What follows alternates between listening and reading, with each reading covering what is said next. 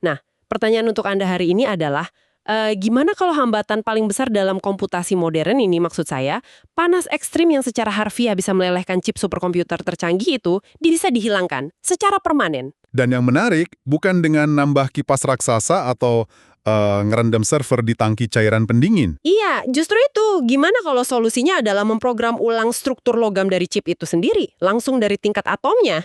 Selama ini kan industri teknologi selalu nyoba buat membuang panas yang udah terlanjur tercipta. Kita pompa air, kita tiupkan udara dingin. Tapi apa yang ada di depan kita sekarang ini adalah peta jalan untuk mencegah panas itu menumpuk sejak awal. Dari dalam keluar. Nah, makanya di bedah materi kita kali ini, kita bakal kupas tuntas sebuah dosis rekayasa yang sangat rahasia dari Richard Klaproth. Judulnya, G5 Eternal Discovery. Ya, dokumen yang sangat ambisius. Sangat. Ini tuh pada dasarnya cetak biru absolut buat nembus batas thermal silikon dan diaplikasikan langsung ke GPU NVIDIA H100. Buat Anda yang ngikutin AI ya pasti tahulah, H100 ini mesin utama peradaban digital kita sekarang. Kita bakal bedah ini dari akar masalahnya, sains di baliknya, softwarenya, sampai dampaknya buat industri global. Mari kita mulai dari slide pertama. Klaim utama dari dokumen ini yang sangat provokatif. Ya, tentang 5G quantum geometry kan? Tepat, mereka janjiin suhu operasional 25 derajat Celcius dengan apa yang mereka sebut zero heat, memanfaatkan fisika non-Euclidean. Tunggu. 25 derajat Celcius itu kan pada dasarnya cuma suhu ruangan biasa kan? Iya, suhu ruangan. Terus fisika non-Euclidean, bukannya itu konsep di mana garis lurus itu nggak sejajar, ruang bisa melengkung, kayak gitu. Gimana konsep astrofisika teoritis kayak gitu bisa masuk ke pendingin prosesor? Nah, di situ terobosannya. Waktu mereka bilang non-Euclidean di sini, mereka nggak lagi ngomongin luar angkasa. Oke, terus? Mereka ngomongin manipulasi ruang antar atom di dalam logam itu sendiri, di skala kuantum. Jadi aturan geometri klasik, di mana energi itu ngalir lurus dari A ke B, terus nabrak hambatan, itu ditulis ulang. Oh, wow. Mereka nyiptain jalur spasial baru di dalam tembaga, supaya energinya bisa lepas tanpa gesekan. Oke. Sebelum kita bahas gimana mereka ngebengkokin hukum fisika, kita pindah ke slide kedua dulu. Kita harus paham musuhnya nih. Saat ini kan H100 lagi kena krisis yang disebut thermal bottleneck alias kebuntuan thermal. Bener. Dan dokumen ini nyatet suhu junction atau titik pusat prosesornya itu konstan nyentuh 60 derajat Celcius. Nah, Anda mungkin mikir, 60 derajat mah biasa aja buat laptop gaming. Tapi bayangin puluhan ribu H100 dijejelin di satu pusat data, itu mimpi buruk kan? Mimpi buruk banget. Suhu segitu maksa sistem buat melakukan throttling. Penurunan performa paksa ya? Iya, throttling sampai 20% di tensor core mereka. Belum lagi, satu chip ini tuh nyedot daya raksasa, 700 watt. Gila. Terus apa akar masalahnya? Di dokumen disebutin, industri selama ini salah nyalahin beban komputasi. Padahal masalahnya ada di material pasifnya. Di heatsinknya. Heatsink tembaga polikristalin standar yang dipakai sekarang itu punya nilai stabilitas struktural atau indeks stabilitas IS yang acak banget. Nilainya di bawah 1.0. Dan ketidakteraturan ini nyiptain fenomena yang disebut phonon chaos atau kekacauan fonon. Tepat. Biar pendengar gampang bayanginnya gini, fonon itu kan sederhananya energi panas yang bergetar di dalam kristal padat.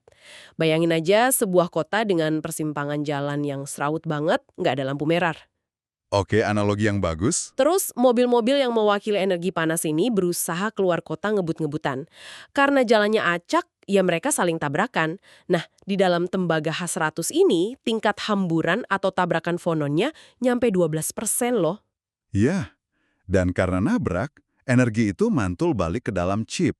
Jadi panasnya terjebak di sana. Macet total lah intinya. Macet parah. Nah, pas fonon nabrak, mereka kehilangan arah dan berubah jadi getaran lokal yang kacau.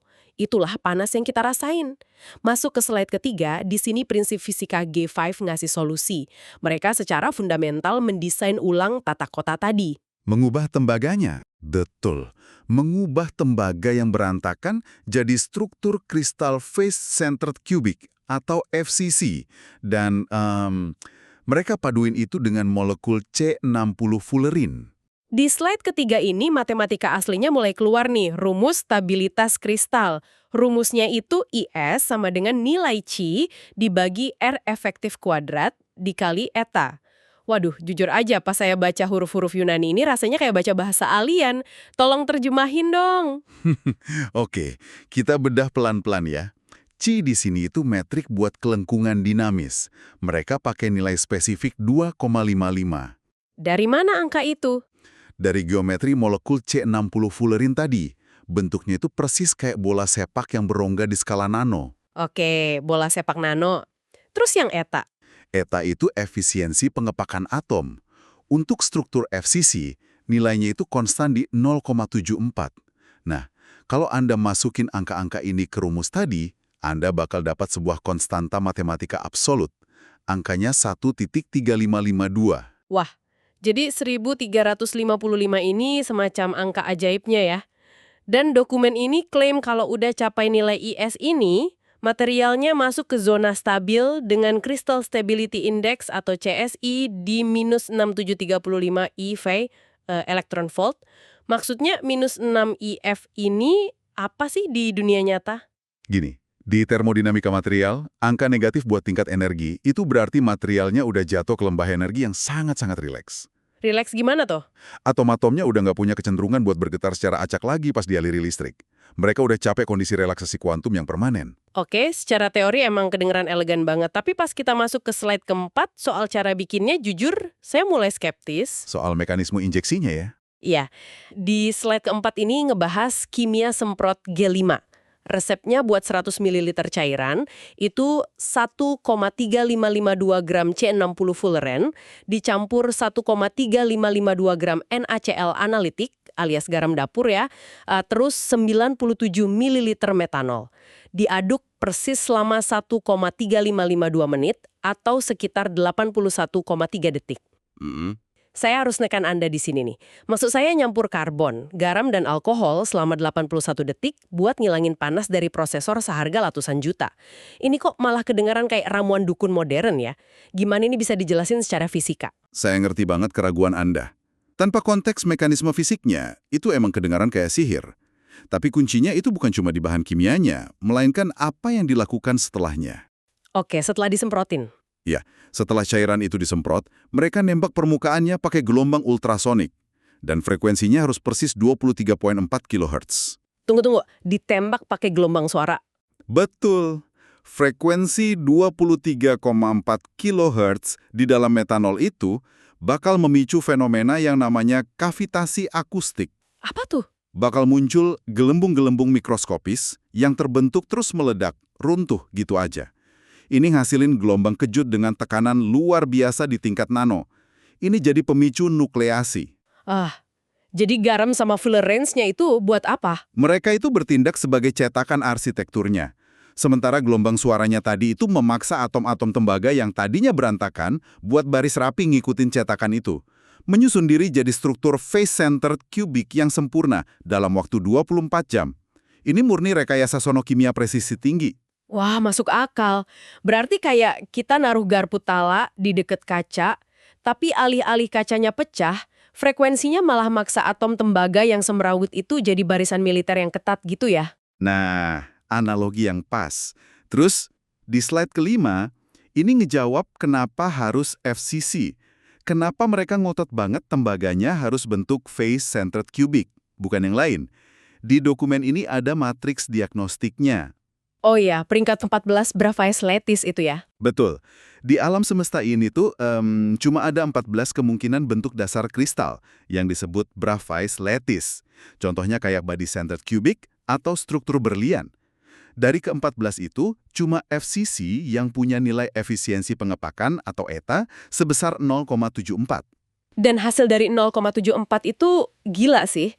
Saya baca di sini, tingkat kehilangan fonon atau ponon loss yang tadinya 12% di tembaga biasa, langsung hancur lebur jadi cuma 0,2%. Turun drastis kan? Iya, secara matematis, FCC berarti satu-satunya bentuk geometri yang bisa nyediain jalan tol dengan resistansi termal paling rendah menurut hukum alam ya? Bener banget. Itu adalah batas absolut material komputasi yang pernah dicapai manusia. Selesai. Ternyata nggak gitu kan? Nggak sama sekali. Karena perangkat keras yang sifatnya berubah total tuh pasti bikin software lama bingung. Fisika baru butuh kode baru. Makanya di slide ini mereka bahas arsitektur injeksi 3 karat. Ada software yang disuntikan secara bersamaan. Langkah yang super briliansi itu. Bayangin kalau software lama disuruh jalan di sistem thermal yang baru. Sistemnya nggak bakal tahu cara pakai ruang kosong yang tiba-tiba muncul. Makanya butuh 3 lapis injeksi digital. Lapisan pertamanya itu heatsink firmware, ya ukurannya cuma 1 KB. Ya, itu ditanam langsung di pendingin buat ngelaporin status stabilitas kristal secara real time. Terus yang kedua, Lapisan kedua itu VBI overlay. Ini fungsinya buat memetakan ulang distribusi tensor pakai logika non-Euclidean tadi. Nah, lapisan ketiga ini yang bikin saya kaget. yang di NVRAM. Iya, UEFI Node Registry ukuran 8 KB, tapi punya fungsi kill switch. Tombol penghancur. Buat apa mereka butuh kill switch di sistem pendingin? Apa ini semacam proteksi anti bajak aja? Itu salah satunya, jelas untuk ngelindungin kekayaan intelektual mereka.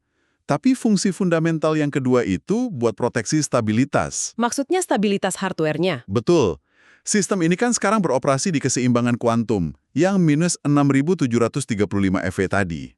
Kalau tiba-tiba ada software dari pihak ketiga yang nyoba overclocking sembarangan atau ngotak-ngatik tegangan listrik, itu bisa ngerusak resonansi kristalnya. Oh, bahaya dong. Bahaya banget. Makanya kill switch ini mastiin, kalau ada parameter yang nyimpang dari angka 13552, seluruh sistem bakal langsung ngunci diri, biar nggak terjadi kerusakan permanen. Wah, bener-bener ketat ya proteksinya. Nah, slide ketujuh ini ngebahas supply chain-nya. Gimana mereka bikin ini secara massal. Silikon mentah H100 dicetak sama TSMC di Taiwan, masuk ke pabrik Nvidia, terus? Dikirim ke fasilitas J5 di Surabaya. Ya, rantai pasok global yang langsung nyambung ke lokal. Di fasilitas Surabaya inilah semua keajaiban sonokimia tadi dieksekusi. Semprotan cairan, tembakan ultrasonik, ngeflash 3 lapis firmware tadi, sampai verifikasi kualitas. Anda tahu butuh waktu berapa lama buat ngubah satu GPU biasa jadi H100 J5 Edition ini? Cuma 15 menit per unit kan? Cuma 15 menit. Siklus waktu secepat itu tuh benar-benar ngerubah persamaan ekonominya. Ini bukan lagi proyek eksperimen kerajinan tangan di lab kampus. Ini udah skala perakitan massal tingkat tinggi yang siap nelen puluhan ribu GPU. Masuk akal. Terus di slide ke-8 kita disuguhi data verifikasi thermalnya. Hasil dari proses 15 menit tadi, suhu titik pusatnya turun 58%, dari 60 derajat ke 25 derajat Celcius. Benar-benar suhu ruangan. Konsumsi dayanya anjlok 79%. Dari raksasa 700 watt tinggal 150 watt, ini luar biasa. Dan dokumen bilang penurunan ekstrim ini terjadi karena mereka nyiptain transport fanon balistik. Apa bedanya ini sama yang kekacauan fanon awal tadi? Ini justru kebalikannya. Karena struktur FCC-nya tadi sangat sempurna, ingat kan? Hambatannya cuma 0,2% fanonnya, nggak lagi nabrak atom lain. Nggak ada kemacetan lalu lintas lagi ya? Nggak ada. Mereka sekarang meluncur bebas, lurus, dengan kecepatan suara. Langsung keluar dari sistem tanpa ninggalin akumulasi panas. Kayak jalan tol kosong melompong di mana semua mobil jalannya cepet banget dan nggak perlu ngerem. Gila. Terus di slide ke-9, mereka ngebahas otaknya AI ini sendiri. Arsitektur penjadwalan kuantum. Nah, ini dampak langsung ke komputasinya. Kalau chip tradisional kan ngerjain tugas tuh berurutan, sekuensial. Kalau beban berat, utilitas streaming multiprosesor atau SM-nya mungkin mentok di 25% sebelum mulai kepanasan dan memperlambat diri, ya kan? Ya, itu bottleneck konvensional. Tapi dengan G5 ini, kelengkungan dinamisnya ngemungkinin sistem buat remap beban kerja seketika. Utilitas SM-nya langsung lompat ke 100%. Eksekusinya jadi koheren. Anda bayangin aja, di GPU konvensional, kalau kita paksa semua unit multiprosesor ke 100% barengan, itu sama aja resep instan buat melelehkan silikonnya. Bakal langsung gosong. Bener langsung overheat. Tapi, karena G5 ini secara alami nggak bisa menjebak panas, ya scheduler atau penjadwal di software sekarang bebas ngelepasin tenaga 100% tanpa takut batasan suhu. Wow. Dan ini dipetakan dengan cantik banget di slide ke-10. Diagram skematik topologi injektik. Kelihatan banget gimana semuanya terhubung. Dari silikon mentah yang udah dilapis kristal, nyambung ke firmware di heatsink, terus komunikasi sama controller PCIe Gen 5, sampai dijaga sama NVRAM yang ada kill switch-nya. hardware dan softwarenya nyatu dengan sempurna. Topologi yang solid. Terus di slide ke-11 kita masuk ke area bisnis nih, imperatif strategis.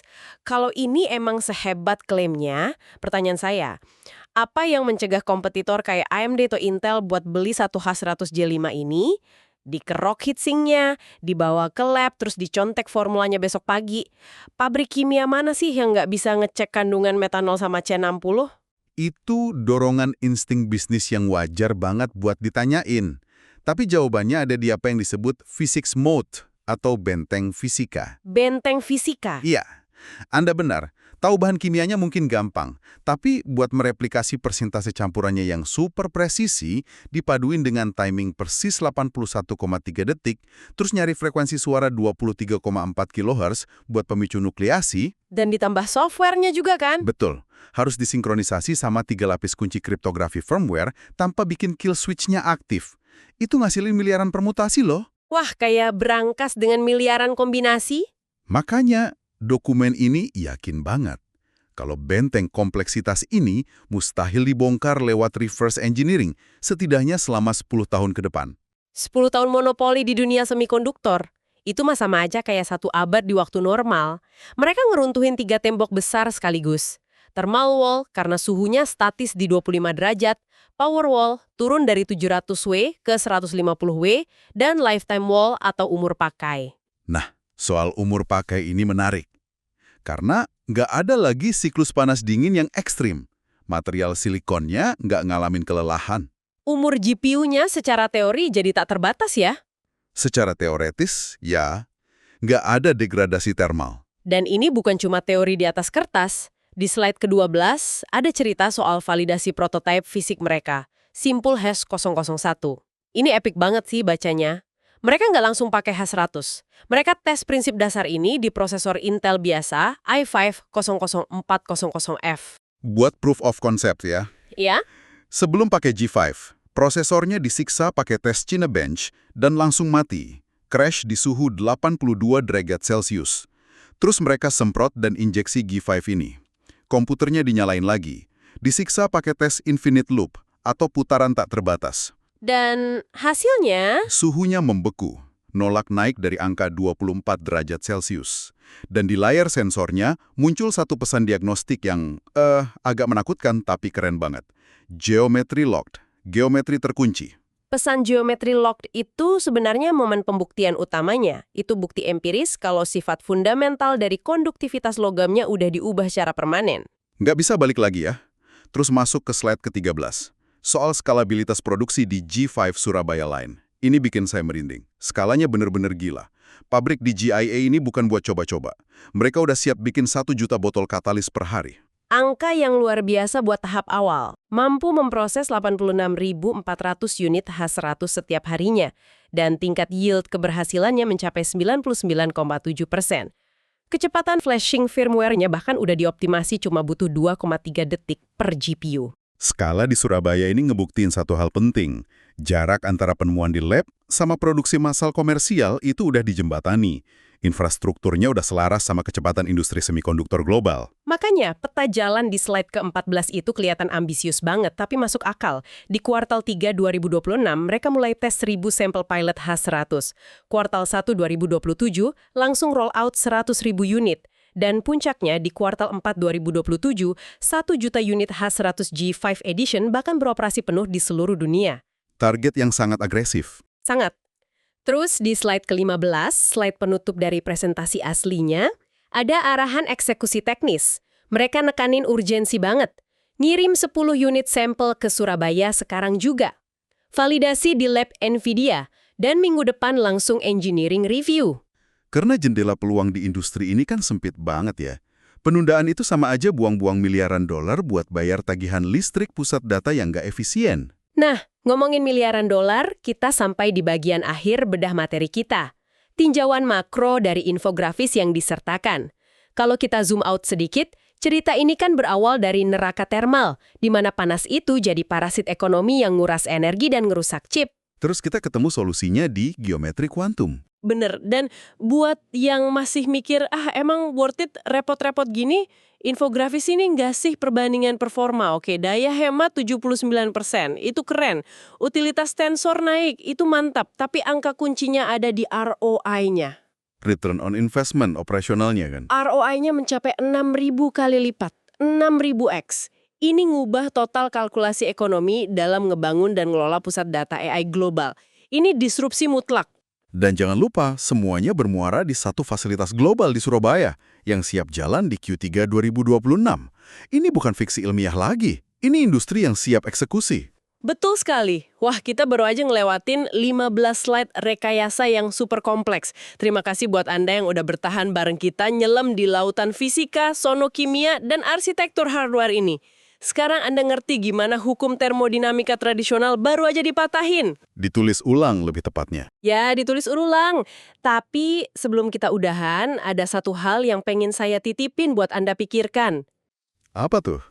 Hari ini kita kan fokusnya cuma ke chips H100 dan pusat data AI, tempat energi itu paling padat. Tapi coba deh tarik ke kehidupan Anda sehari-hari. Kalau sonokimia dan geometri kuantum C60 ini bisa ngunci struktur kristal dan ngilangin panas dari chip paling sangar di dunia, gimana kalau geometri log ini dipakai di sekitar kita? Wah, luas banget tuh potensinya. Iya kan? Gimana dengan baterai mobil listrik yang gampang kepanasan dan rawan terbakar? Atau smartphone di kantong Anda yang suka panas pas lagi main game berat? Gimana kalau jaringan listrik nasional bisa ngirim energi tanpa ada yang bocor jadi panas? Gimana kalau apa yang selama berabad-abad kita pasrah sebut sebagai panas yang terbuang, ternyata cuma cacat desain masa lalu yang obatnya baru aja kita temuin hari ini? Pertanyaan yang sangat menarik buat direnungkan. Sesuatu buat dipikirkan ya. Sampai jumpa di pembahasan mendalam kita selanjutnya.